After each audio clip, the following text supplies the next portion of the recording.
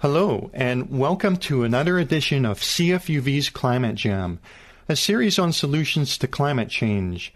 I am your host, Jason Grenier, and today we are talking about hugelkultur.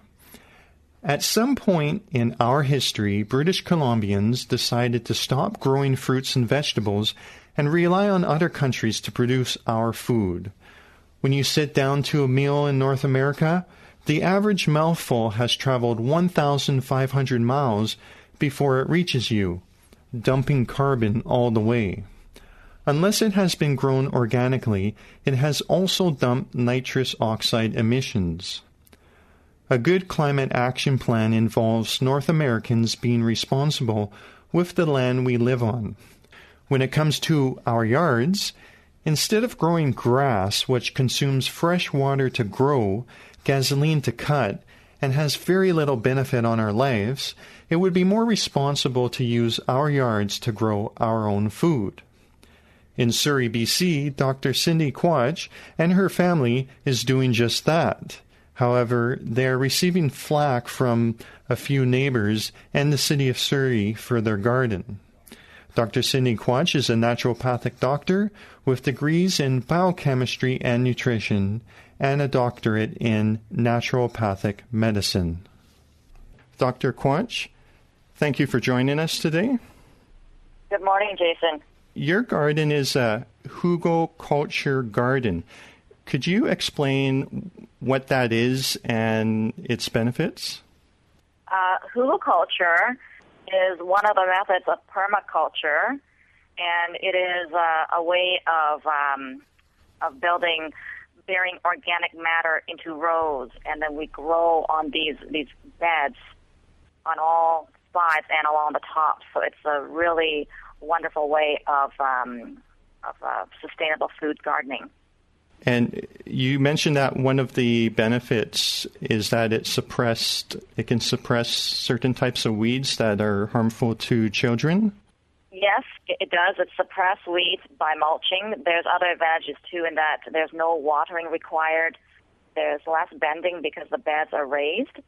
It extends the growing season because the beds are kept warm. And there's increased yield because there's a greater surface area to grow the food along the sides and along the tops.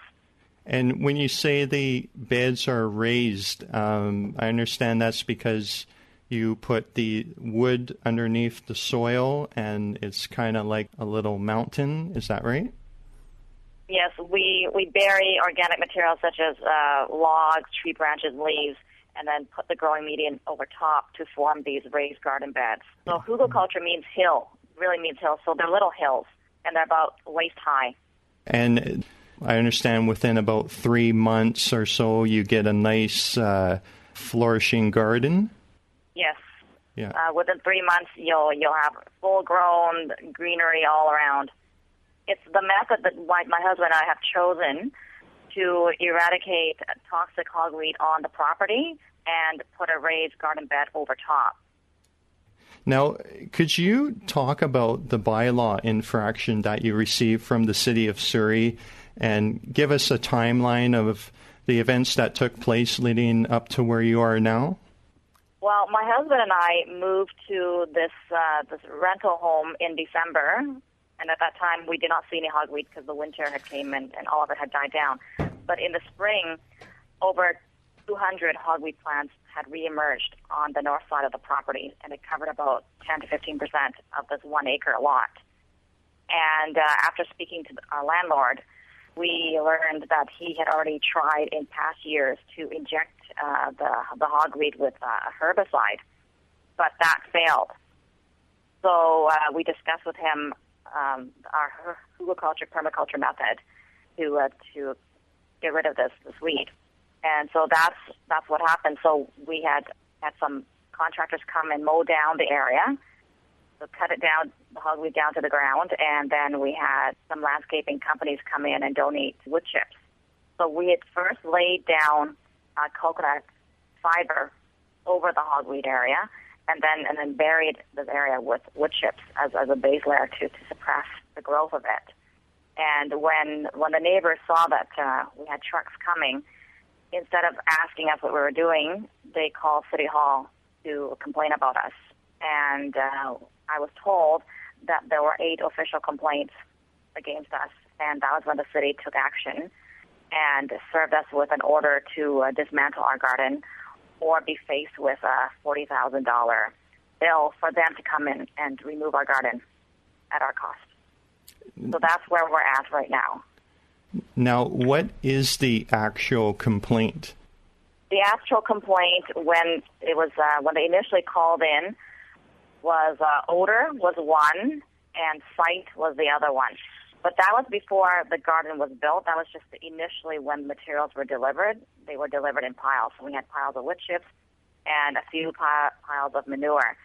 So the neighbors had said that it's an eyesore and they complained about the odor, which initially there was an odor, but once we had worked the manure into the wood chips to form the raised beds, that's long gone now. It's been more than a month, and there's been no odor at all. And the piles are no more because they've all been worked into the bed, so we only have rows of garden beds now. So even with the piles gone and the odor being gone, the city still stands firm and says that they stay firm in their position, that it is unsightly, and that we still have to remove our garden. Mm-hmm. Now, my husband and I have talked to our neighbors, the ones that had complained, and we at first apologized about the temporary odor, and we did explain to them that won't be an issue in the future because we're not bringing any more material on. The garden construction has been completed, but some of them still haven't changed the position, and they're still opposed to the garden. My husband and I have gone to the other neighbors in the neighborhood, and we've collected signatures of support, and so far we have about 11 times more neighbors supporting our garden than opposed. So did you actually break any bylaws? I know that speaking with you on the phone last week, can you explain to us what you were saying, that the bylaw was put in place to stop people from keeping junky cars in their yards and turning their yards into a junkyard? Yes, exactly. The city of Surrey wrote us a letter saying that our garden fits under the unsightly bylaw, which really wasn't really meant to be applied towards a garden. It was the bylaw was originally written to prevent homes from turning into junkyards, as you said, and to prevent people from leaving rusty old cars, on their yard. So it's really a misuse of the bylaw, but that was what was quoted regarding our garden. We have not broken any bylaws at all, so there's no mention of any other reason other than the garden is unsightly and that it needs to be removed. So now we're faced with a bigger problem, because if the city comes in and removes our garden and dismantles it in its entirety, then there could be potential huge liability, because the toxic hogweed roots and seeds are buried underneath this wood chip base layer.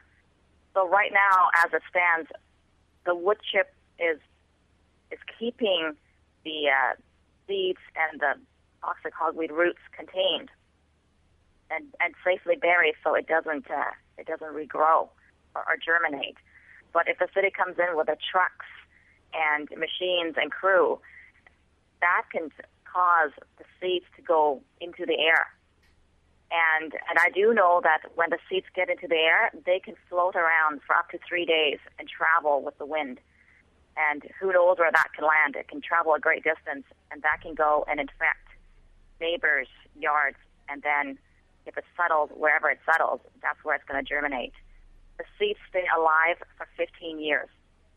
Mm-hmm. So this can be a huge liability, because there's no way to safely contain the seeds so that it doesn't spread all over the neighborhood. And if a person ever comes into contact with toxic hogweed, just a single brush against their skin leads to instant burning pain, which then progresses to a third-degree burn, which requires hospitalization.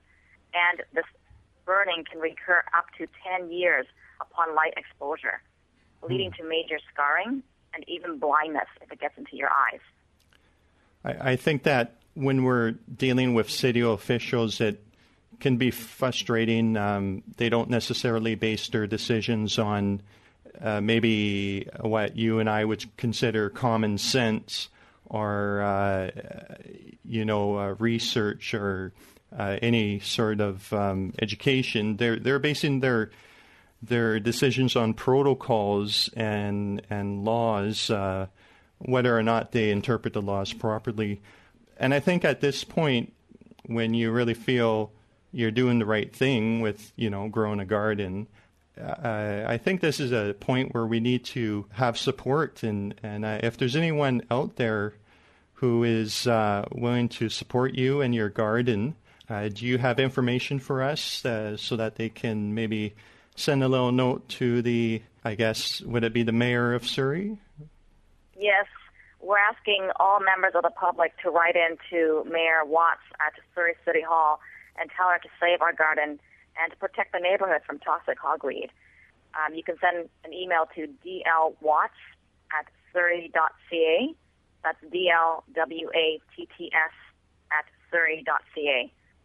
Okay, perfect. Well, hope my Victoria listeners will step up to the plate and help you out, even though you are from Surrey. You are our neighbor. And thank you for joining us. Thank you.